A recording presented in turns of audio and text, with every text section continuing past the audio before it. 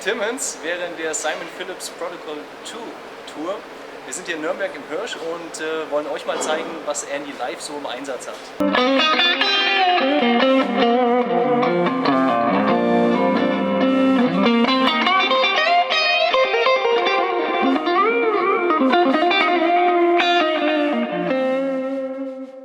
Andy, yes. What kind of gear do you rely on during the tour? Well, I of course always have my my old AT100 prototype that Ibanez built for me in 1994, back in February of '94, and it's been my main guitar ever since. So I've always got this guitar with me. We've got another prototype that we'll show you in a moment with a rosewood fingerboard, very different for me. But no, I've always got my my trusty AT100, and of course I love the Mesa Boogie Lonestar amps I've been using for many years. So very happy about that, and now controlling everything with my gig rig G2, another Daniel friend of mine in the UK, and a big spaghetti mess of pedals. Well, we won't even talk about that. It's just, you know, Tube Screamer and my BB preamp by Exotic. Somebody just gave me a big muff, which is kind of cool. It's a big old 60s, you know, fluffy fuzz. Phase 90 for the funky stuff, right with you. In terms of amps, you only rely on the Lonestar? The Lonestar that I'm running in stereo, yeah. No more stiletto? I love the stiletto, but it's just, that's usually, I'm using that in an A-B situation. So for this tour I decided to have everything just be the Lonestar. In fact, when we recorded the Protocol 2 record, that's all I used was a stereo pair of Lonestars. And so the sound of me with this band is kind of based on that. You know, and I'm using the amp gain for certain sounds. Why am I not hearing it?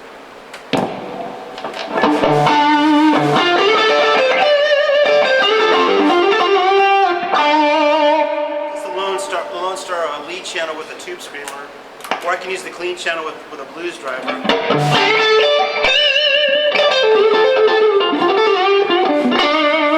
That's what I love about the Lonestar. It handles pedals so well. You can really tailor your tone and have quite a bit of variety with a couple of pedals.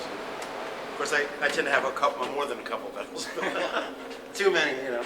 But yeah, that's pretty straight ahead. I've always got the Timeline Echo in line.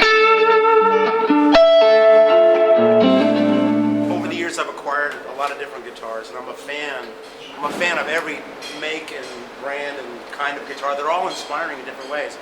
But I've always come back to this guitar. This is the one guitar that I can take on any kind of gig. It's the same guitar I use with Olivia Newton-John or whatever, Simon Phillips, my own stuff, and I can just get all the different tones I need to get out of it. You know, that's why I'm so proud that Ibanez continues to make it available. There's the new AT10 Premium that I was really skeptical about initially. I have to be honest. Where, you know, we spent so much time developing the AT100, and my main, you know, mode of thought was it has to be exactly what I play, or it's not an honest signature model guitar. So when they proposed doing one that would be less expensive, I was, well, okay, let's check it out. And the very first prototype that they did was, I had nothing to say about it. I loved it, and you know, I actually used some of that on the Simon Phillips record. So they're making them great. They feel great. Now when we're out doing shows, people always bring guitars to sign, and that's, for me, that's great because I get to check out what the production is like, and I've been happy with all of them. And some were like, you know, snag it and take it. No, but I've been very happy. The quality work coming from all the different factories is amazing. So very, very, very happy. Yeah. You also brought a different. Oh, I did. This is kind of an exciting. You're gonna have to hold this one. Sure. Catch him if he runs away. Okay. The neck was made back in the late '90s, I think, when we were working on the original AT100 production model. But the neck, we never used the neck. Just like, okay. And then I had this idea where I love Jeff Beck's Strat from the cover of the Wired album so much. Could you, you know, have you got a rosewood neck you could put on a... It's got a lot of personality, and I got this, I have this guitar set up with a floating...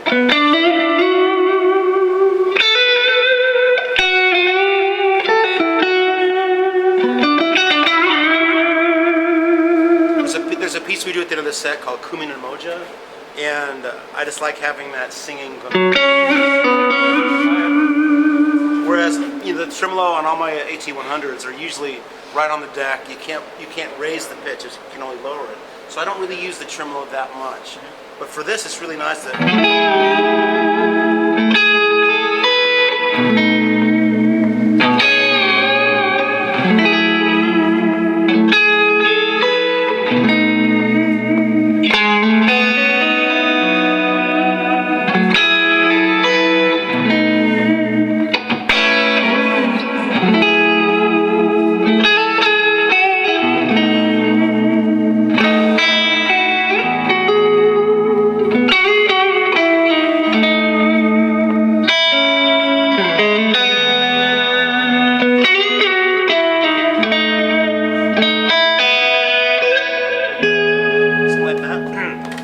So it's nice to have that little subtle coloration. Oh yeah, that's good. Nice singing quality to it. So maybe, who knows, maybe one day we'll consider making this a production guitar. We'll see. But it gets a lot of interest when I bring it out. I don't guess there's an Ibanez that looks quite like it. So. I just figured out that you have the pickups quite low. Yes, I don't like it too high. Alright. I like getting more detail out of my pick and my fingers than if it's too high and too hot, the pickup it overtakes my control. I want that gives me more dynamic with the tone. Yeah. And in terms of amps, yes. let's just have a brief look. Sure. We already discussed the Lonestar. Yes. You used the 2x12. The 212. Love the. That's always been my favorite recording cabinet. And I use it live quite a bit too. It's the rectifier 212 cabinet with the vintage 30 Celestians. Ah, yeah, all right. Yeah, and but I've really grown very fond of the open back with the C90s. So that's why I'm using a combination, because I love the clean sound with the open back. This has a nice spongy kind of feel to it. But then I like the forwardness and warmth of the 212. So we're micing these, but this kind of fills it out. And, goes into the room with it. That sounds great. And it's the D'Addario strings, of course.